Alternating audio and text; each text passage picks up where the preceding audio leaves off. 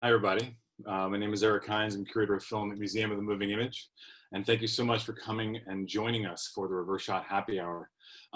We missed last week for good reason. We needed to take a break as really there are more important things for us all to be looking at and paying attention to and participating in.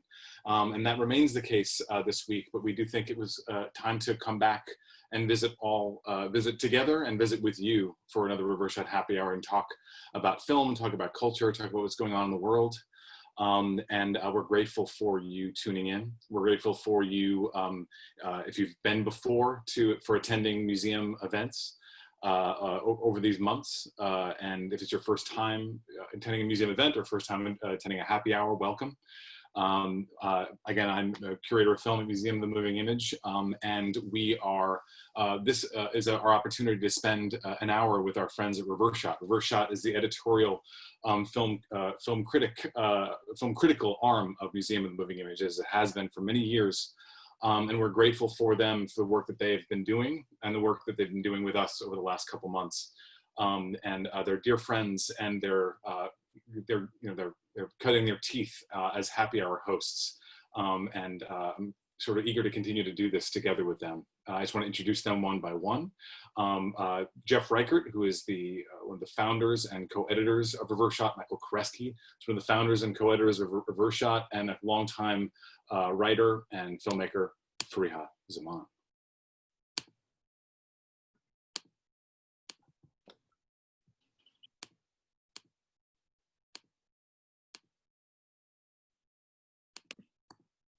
It always does feel like the first time. It's like for me, especially from the birth canal. I get nervous and just keep clicking mute, unmute, like when you do that with a car door, and then it just makes it impossible for anyone to do anything. So I apologize for that.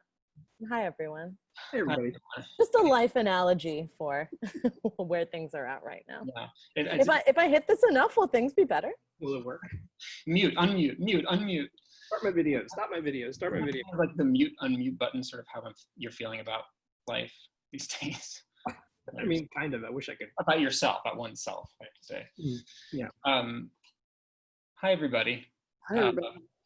Thanks all for being here. And thanks, of course, to Eric for having us and for the museum for putting this on. As Eric mentioned, most of you know this already, but we are we're the publication of the Museum of the Moving Image, and we are doing this partially to help them, raise funds in preparation for their hopefully eventual reopen as a physical space where one could actually go see a movie that is not one's home. And so if you're feeling moved, please make a donation to Museum of the Moving Image. Supporting the museum supports Reverse Shot and allows us to keep publishing articles and hiring writers and putting good criticism out in the world. And so please, if you're interested, make a contribution.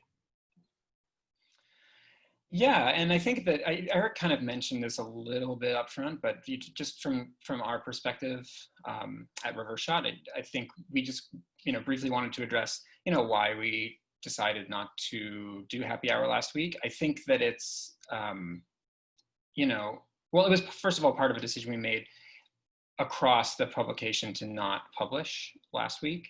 And that we had some pieces that were almost ready to go, and we had some writers who were kind of waiting to see what was happening with their pieces. So we checked with them first. We talked with them.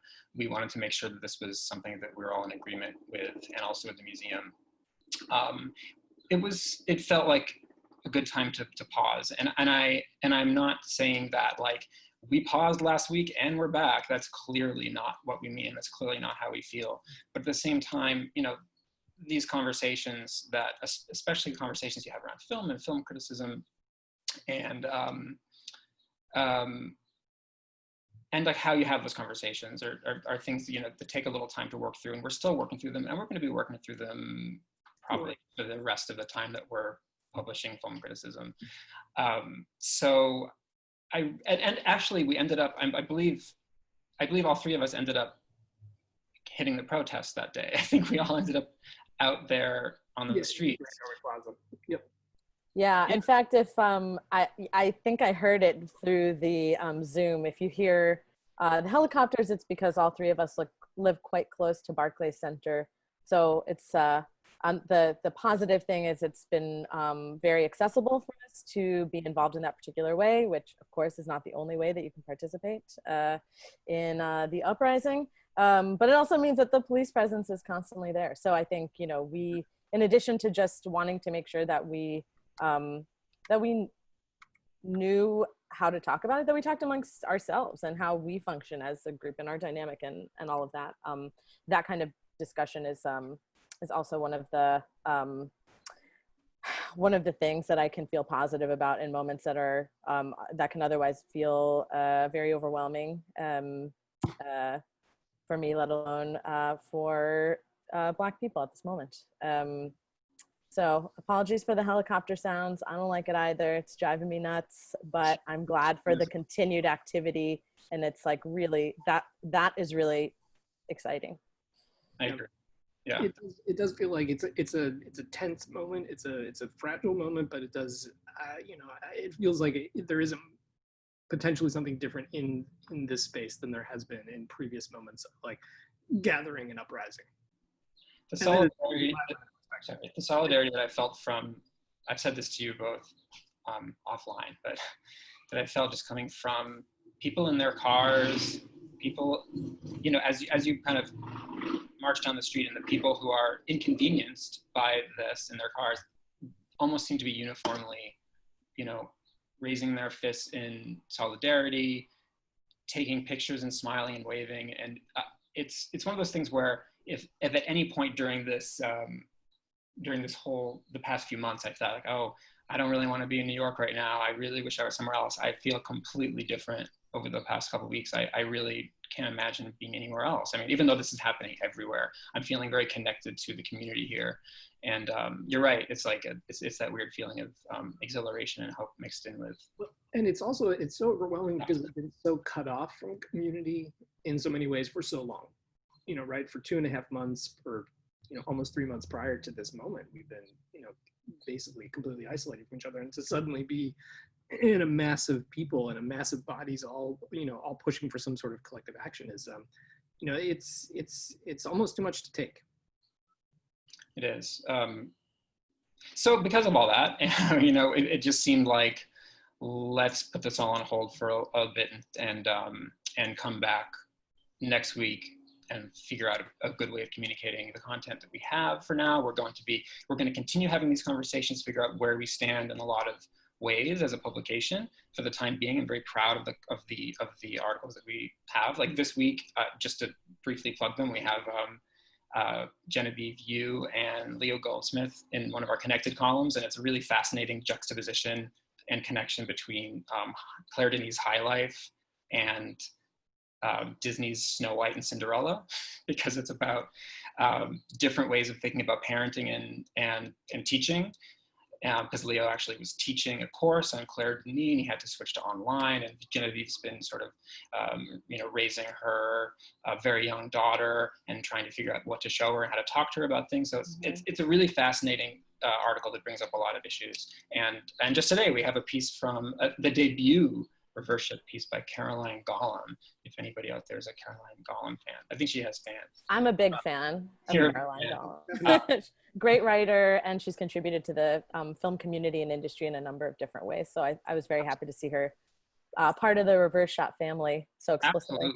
Absolutely. And I'm glad it was with this piece, which is an appreciation of the New Beverly Theater, which was, you know, like a place where her cinephilia was incubated. Yeah. And it's really you make it sound like a disease. Well, is it not? It's incubating. Well, is it not? Isn't that kind of how we're feeling right now? Like, how do we deal with our cinephilia? This doesn't feel right. This is terrible. Why do I have this terrible affliction? I think that's how I felt since I was like 5. Well, you know, I don't think we should wait any longer to bring in our guest. We're very excited to have him here. We have been, I wouldn't say we've been trying to get him here for weeks, but we've been talking about having him here for weeks. So he was, you know, he's been next in line. He's our favorite. He's somebody that we really love. He's a very important person in New York film culture and just the film culture in general. And he also is to blame maybe for the intro music today, but we can talk about that. Not that I don't love Beach Boys. But so here comes Ash Clark. He's the director, film programming at BAM. He is a longtime Reverse Shot contributor, and we are so pleased to have him here. Hi, everybody. Thanks for having me. It's really nice to be here. Sad not to be able to join you so far, but I'm glad we've made it happen. Yeah. And all the way from Jersey, we're beaming you. Miles away, just miles away. We needed to be ready for you. We needed to like get a little bit more experience before we could handle like a 3-on-1 conversation with Ash. Please, I'm not at my best, so you'll be fine. I don't think any of us are at our best. Ironically, we all decided, you know, it would be cool at the end of a week. Let's do happy hour at 5. Like, what were we thinking? Like, we're Gluttons for punishment.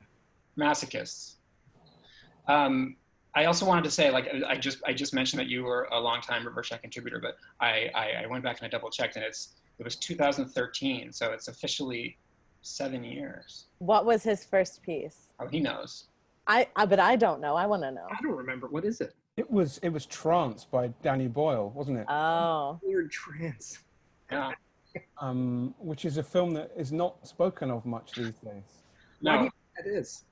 Whenever a Reverse Shot writer comes on as a guest, I always say, oh, when you tell me what their first piece was, and then immediately afterwards, I'm like, what does that mean? I don't know. It doesn't say anything about you in particular, but places us in time, perhaps. I remember it was a fairly brutal edit, Michael. It was very kind and gentle, but you were rigorous, and it was an experience I'll not forget. You know, I don't remember the film very much, but it's a testament to your powers as an editor that I remember that experience significantly more strongly. I like to be kind, I like to be gentle, and I like to be rigorous. It worked. I think I remember when I wrote my first piece that it included I know there's a lot of edits here, but believe me, you'll be happy about it later. I remember my first time, and now I just want to take a red pen to the world, which is the phrase that I'll always remember. It was very encouraging. And was that sweetly nerdy? Was that the Renee Zellweger New in Town? Yes, it is. The Renee Zellweger vehicle, which actually kind of tries to deal with class in an interesting way that is relevant to some of the films that we talked about. Perhaps less in an intersectional capacity, but yeah, tried to take a stab at, you know, city girl goes to a working class town. I remember that, and the cute things that you said as an editor. It's always fun. It is funny to think about what everyone's first piece was. It's always something like that. It's like, wait, Trance by Danny Boyle. Yes, I think I remember that movie. And that's yeah. It was our training wheels. But you're like, I'm not going to give these new people, you know. Well, Eric Hines. Eric Hines was famously what, Big Fish? Big Fish, which I guess was a bigger title. I don't know. Chris was 40 Shades of Blue. Interesting. That's Ira Sachs. I never saw it. So before we get too far astray, and just pretend like there's no one watching and we're just having one of our usual pretend. That actually helps. Ash, we were talking a little bit beforehand about, because we usually have a theme for these. Every one of these happy hours we thought would be nice to build around a general theme, which we could branch anything off of, really. And we were talking a little bit beforehand about what that might be. And you said something that was really interesting, and I thought that it worked really well for now and forever, which is the theme was time, or rather timeliness, because it's a term that you were saying you're hearing a lot of these days. Yeah, a work of art, invariably a work of art that deals with race, is described as timely or of the moment or relevant, etc. And back to a reverse shot piece that I wrote for you, Michael, about the film Nothing But a Man, which is a 1964 film set in Alabama, segregated Deep South. And I wrote a paragraph which was kind of talking about how when Malcolm X came out in '92, it was timely. When Fruitvale Station came out, it was timely. And the pressure should not be on the films to be timely, but it should more be about a reckoning of an intractable problem within American society. But then, of course, in British society as well. And we got to talking about how strange it's been for me, particularly as a Black British person who lives in the States, who happened to be in New York on the night of Brexit. It was actually the opening night of John Acumpha's first solo gallery show at the Lisson Gallery in Chelsea. And on the way over there, I was checking on my phone, and it was looking like that Remain was going to win. And Nigel Farage, who we may come to later, regrettably, but I think he's an important figure in this moment. He was saying, "Oh, it's fine. I think we're going to concede defeat." And I saw John Akumfer and he asked me how it was going, and I said, "Well, it looks like Remain might win." And I remember walking back across the High Line afterwards and seeing the results come in and feeling that sinking feeling set in when it was obvious that Leave was going to win and Brexit was going to happen. Fast forward to a few months later, and I was in London in November for the Black Star project, which eventually came to MoMA and to TIFF. But I was in London for the American election. So in the space of a few months to be kind of dislocated from both these seismic events, and it's been quite difficult personally to reconcile all of that. And I don't want to, it's not like play the violin for me, because there's a lot more going on, but it has been an undercurrent. And that's what I think of when I think of what does timeliness even mean in respect to the last 4 years, where it's all felt like one total kind of slow motion nightmare. Yeah. And I just wanted to say, for people who haven't seen it, because whenever it comes up, I feel like I have to just push it even more. Nothing But a Man. And I know I've said this on many podcasts and wherever I can on Twitter, but I've never said it on the Happy Hour. I really believe that's the best American movie of the 1960s. Everybody who's watching this, watch that movie. It really, it is searing. It's great. Directed by Michael Roma, who's a white Jewish filmmaker. And I think it's a film that always comes to mind whenever there is a question about authorship or the rights to telling somebody else's story. And there is a certain stringent line of thought around that in terms of who has the rights to tell somebody else's story. But I always cite that as the urtext for doing it right. It's a story told with absolute empathy, curiosity, and sensitivity. And it's not a surprise that Malcolm X reportedly cited that as his favorite film. It's a film about dignity, and it shows American racism for exactly what it is. And it doesn't just traffic in showpiece moments. It's really about the corrosive effects on one man's dignity and what that does to him. And it makes him turn inward on himself and the only good thing in his life, which is partner, who's played by Abby Lincoln, who I've just remembered sings the opening song to Drugstore Cowboy, which is a bit of a leap. But I watched the first Gus Van Sant movie the other day, Mala Noche, for the first time. Oh, yeah. And I got to thinking I want to revisit his stuff, and she sings the wonderful song over the opening credits. That's very circuitous, but yeah, I agree with you. Nothing But a Man is, if you haven't seen it, you need to kind of put it on the list immediately. Yeah. Well, and this idea of timeliness, of course, it's such a good wide topic because it applies to anything that feels essential.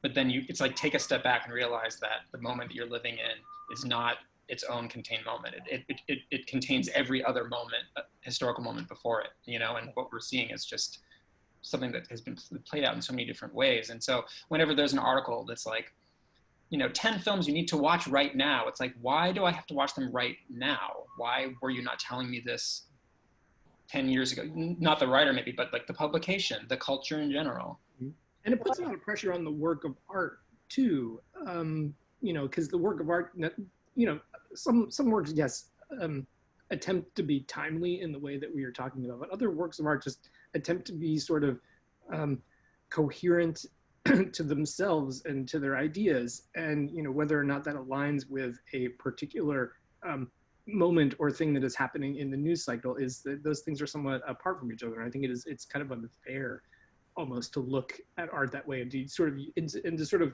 almost use it in that sense. This idea of like, well, God, I've got to fill a deadline. What films can I pull? What are the 10 films that I can pull that sort of fit the moment? Well, what about their moment?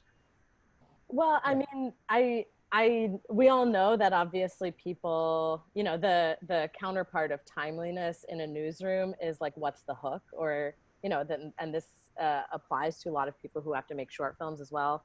And I do think there can be something troubling there, but that to me, there's just like Ash, you were saying, it's very difficult to say when somebody who's from outside of a community is allowed to make a film within that community. It's just like, I don't know, just do it right.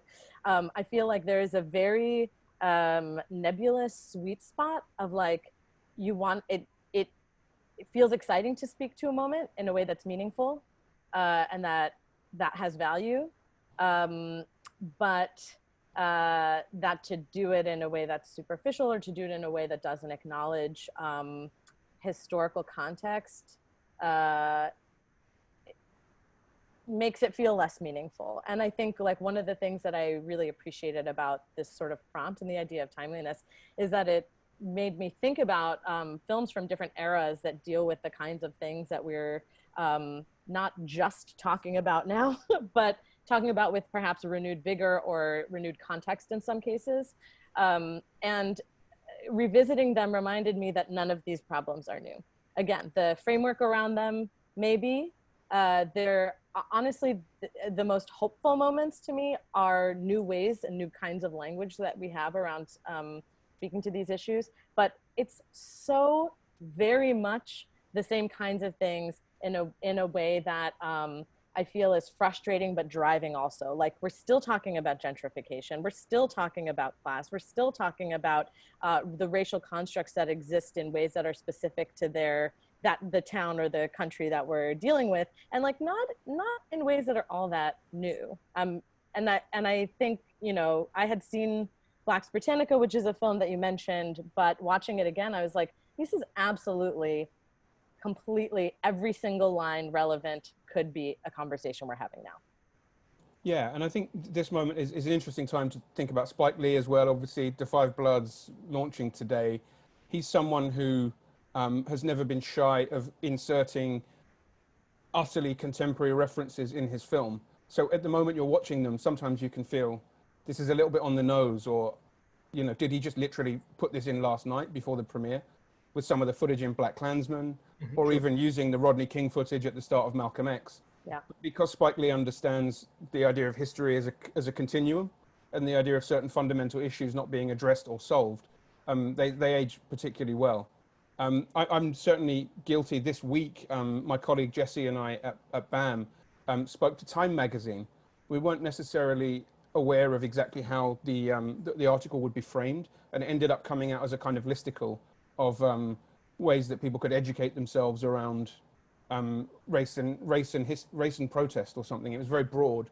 I'm grateful to the magazine for reaching out to us, and we had some nice comments about it, but I did feel slightly conflicted about indulging in precisely the kind of thing I'm talking about, which is using this idea of timeliness, which in a way can let people off the hook. And it's a lot easier to think of things as suddenly timely rather than reckon with the reality of the weight of that history, because that's difficult to process, especially in Britain. Britain as a country is not capable of having a serious conversation about race, entirely dependent and derived from the fact that slavery and colonialism is not taught in schools whatsoever. It's still a country that is running off the fumes of the whole empire myth. And something like Black's Britannica, which Farihah, you just brought up, which was a documentary from 1978, which was commissioned by PBS affiliate in Boston, made by American filmmakers, severely re-edited for broadcast in America, and then it was, I believe, purchased by Channel 4, which is a terrestrial network channel in the UK, and was never broadcast. It was completely suppressed. The film is not in any way incendiary, for whatever that means. It's just a very straightforward, very powerful document of activists and members of the Black community talking about the experiences that they have faced in a hostile state from National Front, right-wing organizations, but also, crucially, the police, which is very, very, very resonant with what has happened in the past few weeks with people have been doing great thinking and work for years about the idea of police abolition.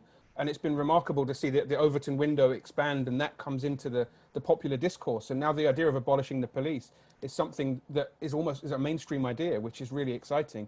One of the key lines in Black's Britannica is a young guy who says, yeah, okay, the National Front, these racist organizations, they terrify us, we hate them, but our real enemy is the police. And That's the truth, and that is what that is what this film gets at, and that is why people didn't want to see it broadcast. It's like The Spook Who Sat by the Door in America, the Ivan Dixon directed film, who's the star of Nothing But a Man, interestingly, based on a novel by Sam Greenlee. This is a film from 1973 about a pretty straight-looking a black CIA operative, a kind of pencil pusher, who plots a black revolutionary coup within the CIA. And this film, like, prints were seized by the FBI and it was suppressed. So making anything that speaks openly truth to power, you're already putting yourself at a disadvantage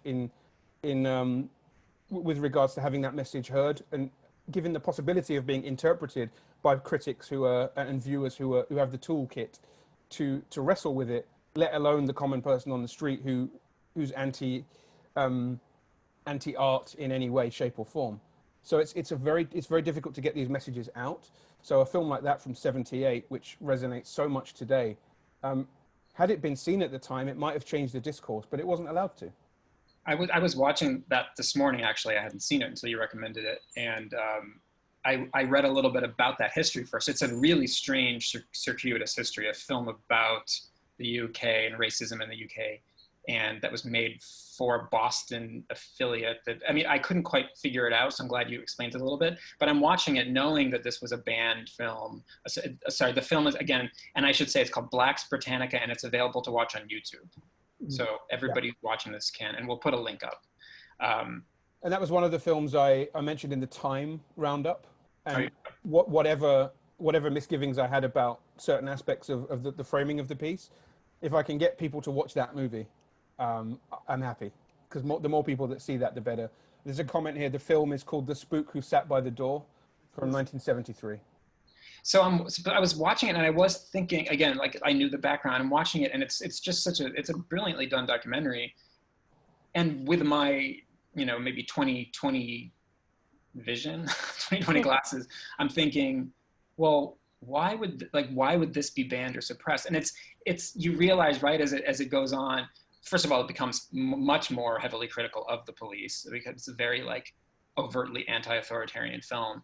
But I really think it's just the way that it tells the truth. It's just the most truthful documentary about a particular form of very prevalent racism.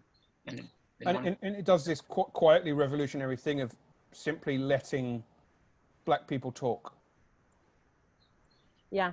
Openly, unedited, to their experiences and their beliefs. It's not mediated, it's not mitigated in any way. Makes me think of the great series, again, when we think of quietly revolutionary, the series that Nellie Killian programmed at the Metrograph, which is now available on the Criterion channel, called Tell Me, Women Films, Women Filmmakers. And the premise of it is just spaces for women filmmakers and stories about women talking to each other with no filter or mediation. And that is so incredibly powerful. And when you watch something like Black's Britannica, or you watch a number of the films in the Tell Me collection, you realize how much you've been missing. You realize how much you haven't seen that. And I also wanted to, I'm sorry, Farihah, I'm totally going to say something quick and then I'm going to turn over. I'm sorry. Along those lines, we'll come back to this later because it is, of course, Pride Month, which of course should be Pride Year, Pride Eternity. Another great one is from that exact same era, from '77, is Word Is Out, the documentary, which is just allowing, gays and lesbians and bisexual people. I'm not sure in that film that there were trans people, unfortunately. Somebody could fact check me. Just talking about their lives, and it's just so powerful. I'm sorry, Farihah.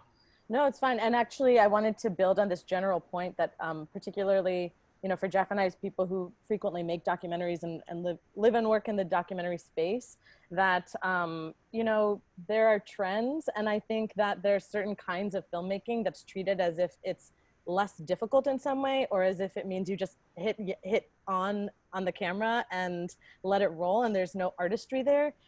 Black's Britannica is not just powerful by chance or because of the people who are there. It's the way that it is made and put together. It's the ability to listen and the ability of the filmmaker and people coming from the community, in the way that they build the relationship. Like, it's so clear in the editing and these other sort of aspects that I think can get lost in film that is about direct address from subjects, and also not relevant here, but as a side note, archival filmmaking is treated as if it just magically happened.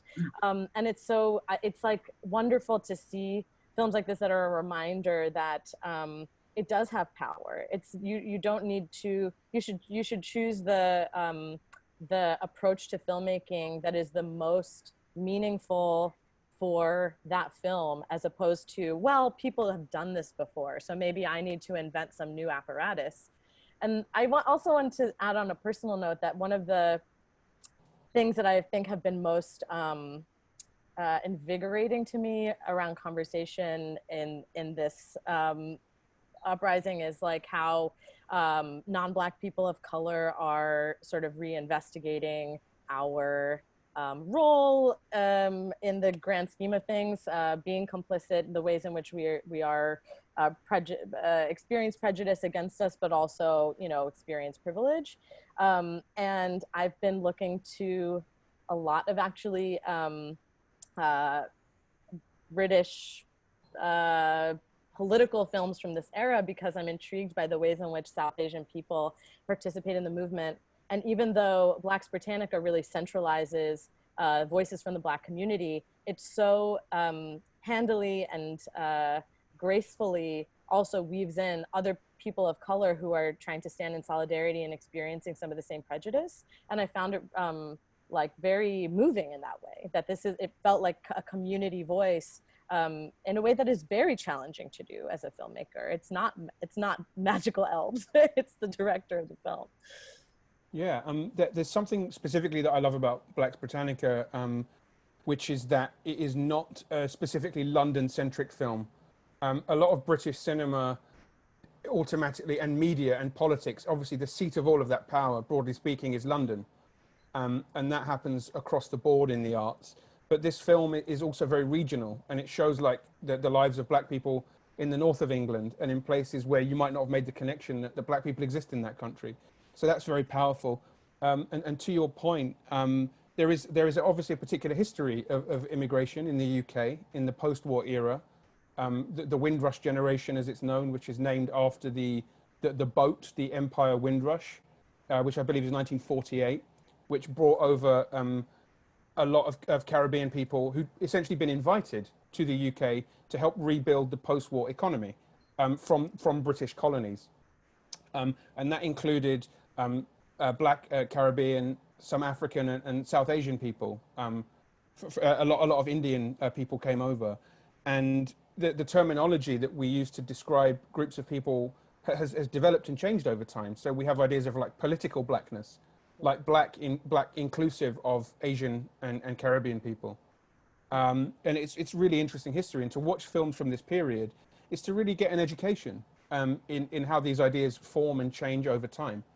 And it's especially painful when you see how base level the general conversation is around race, and how Boris Johnson, I don't even like saying that motherfucker's name, to be honest, but how he is weaponizing certain cultural discord around someone, you know, tagging a statue of Winston Churchill, or blackface comedy from the 2000s being pulled off a streaming service to completely divert from the absolute dereliction of duty that has caused a huge amount of Black people in the UK to be hit by the COVID crisis. The Windrush scandal of a few years ago, where people from that generation were refused benefits. This is people of like my grandfather's generation. My grandparents on my dad's side came to England in 56 and 57. And it's people from that generation who've been sent back, threatened with deportation, had their benefits stripped, told that they couldn't use the NHS and they had to pay. This happened a couple of years ago, and it wasn't even an election talking point. And all that stuff is just swept under the table. And the way that the government is actually quite adept at using fairly kind of basic culture war stuff to direct a narrative. They're very immediate. They're evil, but they're good at what they do. And it's very poignant to watch this body of work that was made by filmmakers like John Acumfer and the Black Audio Film Collective, and Sankofa, Isaac Julian's and Menelik Shabaz's Chedo. These are incredible films, sometimes quite difficult to watch, although some are available on Vimeo, and we can add them in the chat later if people are curious. But these are films that, ironically enough, there was huge civil unrest and uprisings in 1981 in the UK and in 1985. And a lot of the funding for these groups was almost like a gesture of, you know how we see institutions potentially responding to this moment now, but by amplifying work of Black creators and trying to do things to make amends in a moment. A lot of that work actually came out of government funding in the first instance. So there was a workshop declaration which was signed between a group of very powerful unions and broadcasters, which allowed for groups like Black Audio Film Collective to be revenue funded. So they existed as a collective, making explicitly political, very forthright and experimental work and they were funded, they were paid to do this for 10, 15 years. And that is kind of unthinkable now.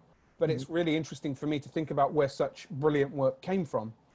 It's way too glib to be thinking about silver linings at times such as this, but I am interested in how state funding and how bursaries and financing is apportioned in moments like these and what good can come out of it. Some of the great anti-Thatcher art that came, you know, you mentioned My Beautiful Laundrette as something you could potentially talk about. But I smiled just hearing its title.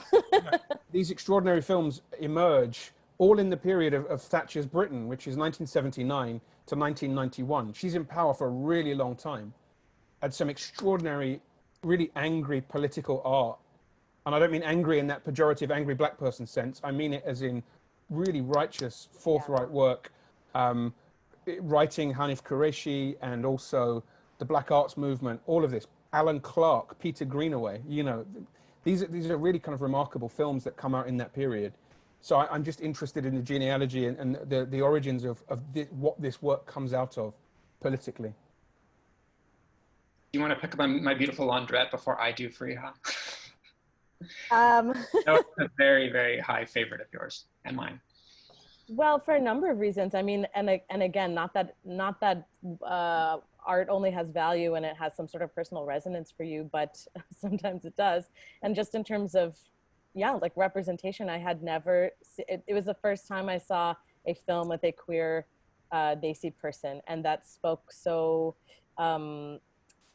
much to the experiences of my family. I felt that it didn't villainize in ways that I think a lot of films still do around a lot of stories about people who are not white, but particularly South Asian or Muslim family narratives. It's always like, and then there's the bad parents who just like want to crush your happiness, and you're just trying to like enjoy those Western capitalist values or whatever it is. Like, it's so the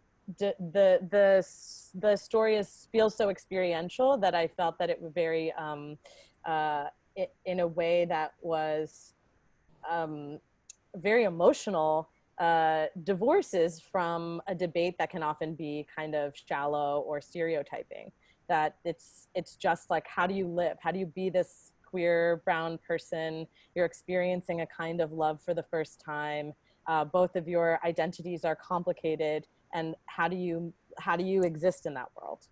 While the film also remains such a kind of casual, matter-of-fact depiction of queer love, queer interracial love, right? I mean, it's kind of amazing how the romance just happens in that movie. And you talk about, you know, opposites attracting. I mean, you know, it's Gordon Warnecki as, you know, South Asian child of immigrants, and you have Daniel Day-Lewis as basically a National Front type, right? He's like, I mean, it's not said, it goes far, but he like hangs out with skinheads. He is potentially this like frightening racist caricature who turns out to be this kind of like warm, loving gay partner. Though they have to kind of hide their love. Like, I think the most famous love scene is in the back of the laundrette where no one's looking. It's actually very erotic, very surprisingly erotic. And everything does happen in closed doors, but the movie is so much about cultural differences that the like sexual differences kind of become this, it's like an extra flavor as opposed to the central point. And that's still amazing to this day, actually. Yeah, my one problem with the film is that Daniel Day-Lewis being so attractive while in his unevolved skinhead character gave me some very confused feelings. Yeah, this was kind of like Daniel Day-Lewis at his dreamiest, maybe, which is weird for that character. But also in ways that you're illuminating, Michael, which is like the kind of relationship they're allowed to have. Again, which are, speaking of timeliness, things that we still talk about, like what are gay people or gay lovers allowed to do or be in a film? In what mode is the storytelling? You know, like one of the reasons why I talked about Moonlight so much when it came out was just things like, we're used to, if you see the log line for this film about like a working class Black family that you picture, you're allowed to tell the story in this way. There's this kind of music, there's this kind of style, there's this kind of tone. And it's such a quietly radical thing to say, like, no, I get to make this story however I want, regardless of my background or what the log line is. And unexpectedly, for the log line of My Beautiful Laundrette, it's like extremely gentle, and their love is like tender but sexy, which is really nice. It was a nice, exciting, beautiful change. And hearing you say the synopsis, Michael, just made me realize how much of a potential danger zone that film is. Yeah. But it is absolutely the casualness with which it unfolds and with which it's performed. It's the antithesis of something like American History X, where you have Ed Norton as a murdering racist psychopath who meets a nice little black fella in jail and suddenly and plays a bit of basketball, and suddenly, like, you know, he's a changed man. You know, My Beautiful Laundrette doesn't traffic in any of that kind of. It's all so understated. It's also Stephen Frears, right? It is. So like it's in a Michael Romer, you know, going back to that argument, like an unexpected person to have directed that film, but does it with a lot of gentleness and humanity, and surprising, I guess, considering some of his later films. But it's pretty wonderful. I also wanted to throw in a plug, if everybody will. Speaking of timely, My Beautiful Laundrette is actually one of the films that's available on the Criterion channel for a series that I programmed that's actually going up this weekend. So it would be strange not to mention it now. And it's the second edition of this series that I curate for Criterion called Queer Sighted. And the theme this time is Turn the Gaze Around. So it's like films that don't play into the usual, ways of looking, ways of seeing, ways of like what the camera usually captures, and more like heterosexual, patriarchal male ways. And because that's a film that's always been, surprisingly erotic for a mainstream film about two men. But also, I have one of the features is a conversation that I have with the wonderful food and film writer Mayuk Sen, who has been on this very happy hour before. We actually shot this like a year ago. Like it takes a while sometimes for things. You know, Criterion's got a long production pipeline, it's almost like it's like a faint memory. But we had a really nice conversation about the film, and that film means a lot to him, and he was saying a lot of the similar things that you were saying, Farihah. To actually see a queer South Asian main character in a film is still like this shocking revelation. It's like his favorite movie, basically. And that it's a full person. It's of course, like I had a personal stirrings because of seeing someone closer to my experience on screen, but it's also the fact that that's not all he is, which I, again, like, basic things that I wish we didn't have to continue to applaud. But, you know, it's not just that he is those identity signifiers. He is a real person with sort of way of being in the world beyond who his family is, and the fact that he has a burgeoning queer desire. Mm-hmm. Well, and it feels like a film that's not made to be timely.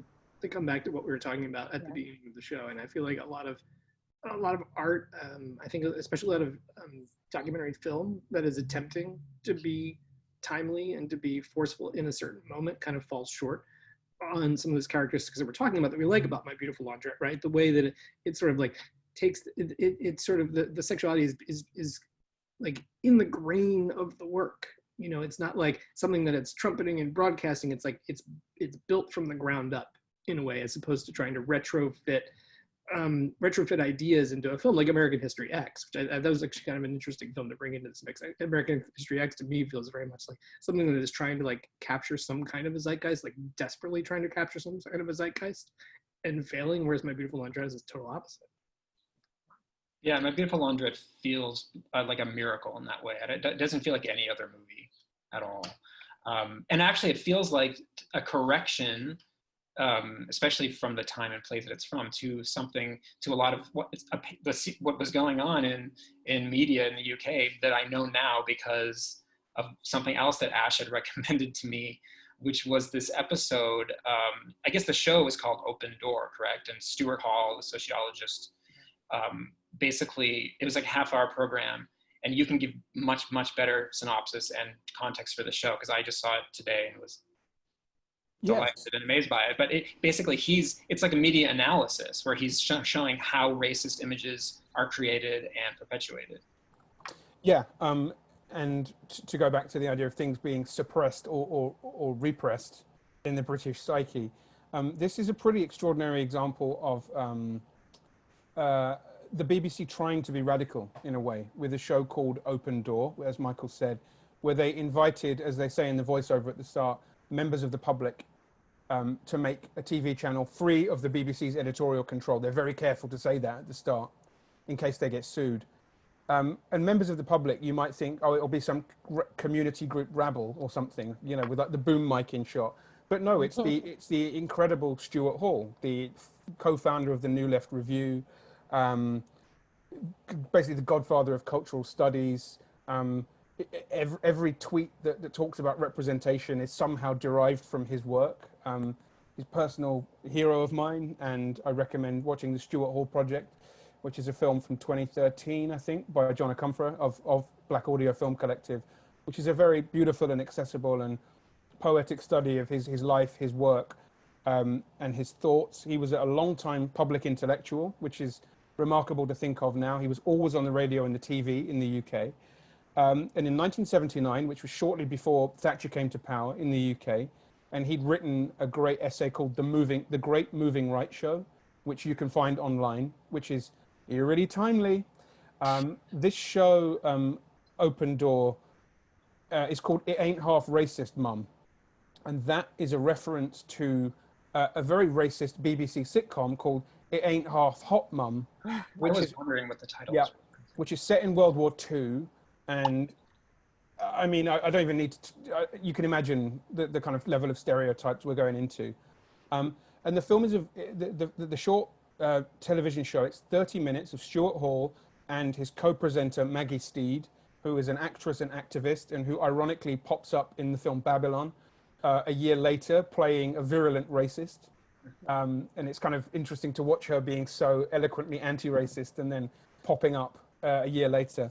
And they just point by point, very methodically, take a few examples of popular entertainment, sitcoms, and calmly deconstruct the racial biases within them, how stereotypes are crafted and the multiple ways in which they're received to underscore certain perceptions. It moves on to current affairs news and how they will show certain images of Black people to set a particular tone. Mm-hmm. A lot of this you wouldn't think was revolutionary, but it obviously seems like a lot of these messages haven't been heeded, and it's great to see it laid out so clearly. And then they talk about how like National Front leaders and outright racists, people like Enoch Powell, are invited into studios. They walk along the streets with the presenter. They dress very nicely, and they're able to articulate their foul views in a very clear and precise way, which then allows the discourse to be framed in a certain way. Mm-hmm. And jump forward to Brexit, which we talked about at the start. And one of the key architects of that is a guy called Nigel Farage, who thankfully is not as well known in the US as he is in the UK. He's never been an elected MP, but he's a far-right politician.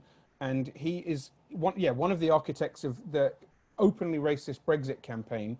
And you might think of him as fringe, you might think of him as far-right, but he is in fact, he's the 9th all-time highest appearance record holder on the BBC's flagship political talk show, Question Time, which has a national audience every Thursday evening. He's been on it 35 times, I believe, which is like more than all black people combined pretty much in the past few years.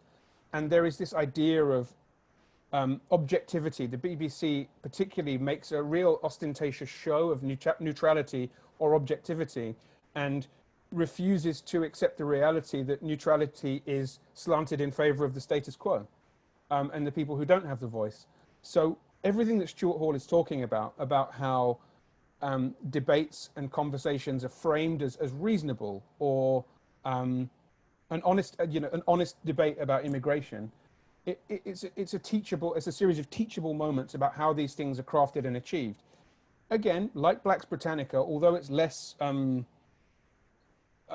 your face in a way, it's very calm, very thoughtful, evidence-based, and yet in a future episode of Open Door, the BBC had to put a disclaimer because a number of the journalists who were profiled and critiqued in the Stuart Hall show threatened to sue the BBC. So the BBC had to issue a statement. It's a cringeworthy statement. If you watch this on Vimeo, you can actually, right at the end, the guy who uploaded it has kindly included that introduction as a bookend. And it's this complete capitulation, and it disavows everything that has been so clearly and carefully articulated in the show. We disassociate ourselves with it completely. It's completely without foundation. And that gives you a sense of how good people are in Britain about talking about race. Because a complete capitulation to a very reasoned and thoughtful evidence-based argument. And it's a really remarkable show to watch. The way that everything is so clearly laid out and articulated, and so in a clinical, in kind of almost like a cold clinical manner, which I think the subject matter actually invites in a way, because it's so disturbing. Yeah. But also it's so much part of life. It's not like it's uncovering some salacious incendiary material, right? It's actually saying, no, the things that you watch all the time are completely imbued with racism, with racist rhetoric, with just the way that the system works. Like the moments where they're showing the news, the way that news stories are communicated when they're kind of like touring, low-income housing, and the white people are talking about how terrified they are of the immigrant populations and the black people, and they show, the most degraded corner of the building, and they don't ask any black people at all anything. It's always the white people talking, and the way that they just underline that so dispassionately. Yeah. These are the images that you're given every day. And this is the BBC's famous. This is the famous BBC neutrality and objectivity. What I would like is for something like that here. I know that it seems like, we're all so aware of the way that things are coded as racist, but I don't think that we really are, actually. And I think most people who watch television in the United States are not aware of the racism that they're being fed on a daily basis. And it made me wish there was something. Well, I could definitely point viewers towards two things that may or may not be easily available, but two films by Marlon Riggs, who I did a retrospective of at BAM in February 2019, a million years ago now. But he did two films, one in 1986 called Ethnic Notions, which is a history of anti-black stereotypes in American film and television. And then in 1992, he did a film called Color Adjustment, which is very specifically about race and representation in American television, so sitcoms essentially. So what I agree with you, something that's much more contemporary would be great, but those are two good places to start. And again, that Marlon Riggs does it in a fairly similar way to Stuart Hall. It's very, very clinical, very evidence-based, and it lays it all out. Well, and it does through juxtaposition, which I think is one of the most powerful tools. If you're investigating images and the way images work, creating meaningful juxtapositions, I think could be very powerful. And I think we started off, mentioned Spike Lee's new movie at the beginning of the show, and I don't want to take up too much time with it because I know most people probably haven't had a chance to see it. But one thing I think that, he's always creating provocative juxtapositions between images that you wouldn't necessarily expect to be next to each other. And in Defy Bloods, it's it's often atrocities committed by American soldiers in Vietnam, with atrocities being committed by American soldiers upon black people back in the United States at the same time. And that's not how we are taught history. here in the US. That's not how I remember being taught Vietnam and the civil rights movement. I remember being taught those things as if they were things that happened apart from each other and not connected. I mean, over time, you come to learn those connections, but I can imagine people, just turning on the new Spike Lee movie on Netflix and seeing these things put together in a very forceful way, having an experience with that I think is, for whatever the merits or faults of the film, like those moments and those intersections are powerful. And I think it's something that runs across his cinema as a whole. Yeah, and if I could just very briefly synthesize something, because all these things are just like coming together in one way that I have to mention, which is that we watched School Days this past week, the Spike Lee film, and there's which is a fascinating movie, and it's so about so many things, and it's so layered, and it's so troubling, and all that. But one of the ways that I think about School Days, when I think of School Days, the first thing I think of is when it's featured in Marlon Riggs' Tongues Untied. Marlon Riggs' Tongues Untied I think it was made in 89, released in 91 or something like that, or it was on PBS in 91, which is a great documentary specifically about gay Black representation, gay Black culture, identity. And then there's like a very particular homophobic section of the film that Marlon Riggs uses in Tongues Untied as evidence of homophobia within the Black community. He also uses an Eddie Murphy clip. And so in a sense, Marlon Riggs is also in Tongues Untied, which is maybe a little more accessible than other films, is doing that kind of media analysis for a very particular intersectional subset of that. And I thought that was really interesting to think of the way those things are always functioning and working together, and how not simple these conversations are. But Tongues Untied is a great film. I think we need to it's almost 6. We need to bring Eric back in. Hey, Eric. You thought of him and he appeared. I'd love to just, if you don't mind, because this is such an amazing conversation, I'd love to sort of join in just a little bit in some of the things that I've been thinking about as you're all talking. And this is not the first time this has been said, nor I think even the first time this has been intimated in this conversation. But the thing that I worry about when we talk about timeliness and we talk about this moment is that it implies that it's going to pass. It implies that, we can stop talking about this in just a few days. And that when we talk about the way that the media handles this, embedded in their sort of putting attention where it belongs right now is the idea that they maybe will not have to in a few days' time, because they have to continue chasing their clicks. They have to chase the thing that seems hot in that moment. And this is hot right now.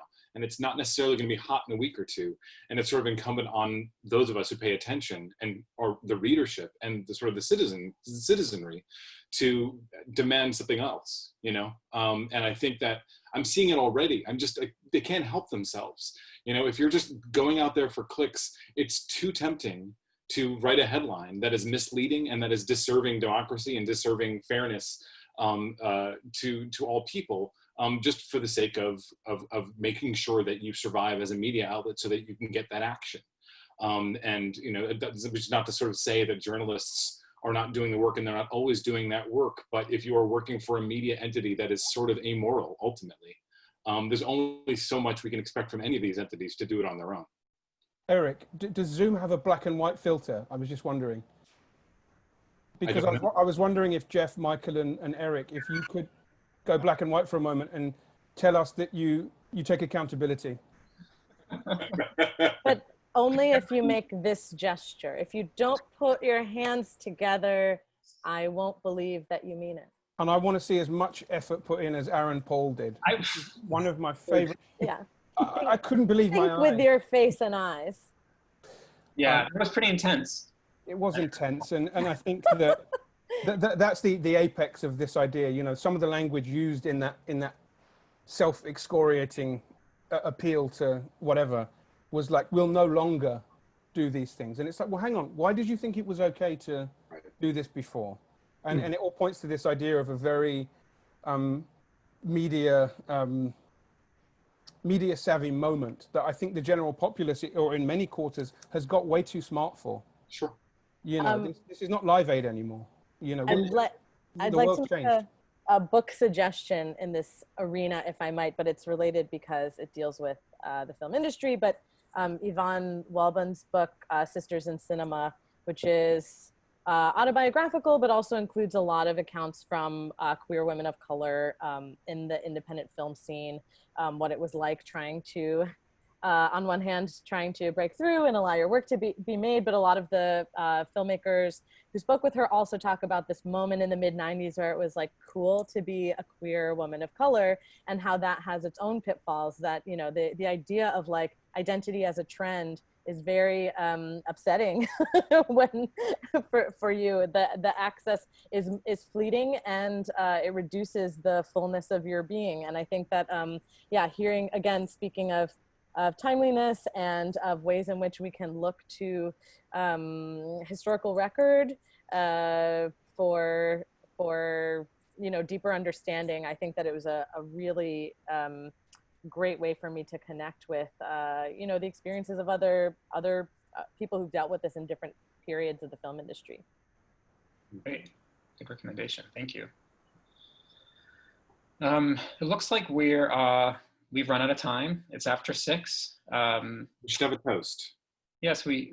Oh. Ash wants to show something very disturbing. So disturbing.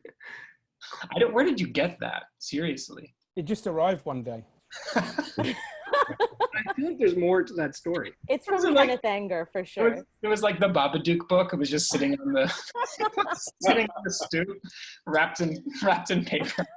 This is a queer icon. I want to, if you don't mind, I don't want to get in the way of anybody else's final thoughts or toasts, and I won't, but I do want to take the moment to thank the reverse shotters out in the audience who've tuned in. That usually is Ashley, so thank you, Ashley, for being here. But then those who are tuning in, I want to thank Caden Gardner, Chloe Lazat, Chris Wisniewski, Edo Choi, Jordan Kronk, Nicholas Rapold, and Ryan Swen for tuning in. So good to have you all. Hey gang, good to see you all, sort of. I mean, I see your names. We feel your presence. We can feel. Any other final thoughts or toasts? I'm just gonna pour my lemonade into this glass, and then I'm going to man, I'm just. Does anyone else have an idea of how they want to toast? I'm just happy to see you all, and it's at a time when togetherness again is important, outside, inside. But I am also willing to cede the toast floor to someone else. To making sure these discussions are lifelong and not for Yes. Not timely. Not timely, not for the hook, but because it should be your life.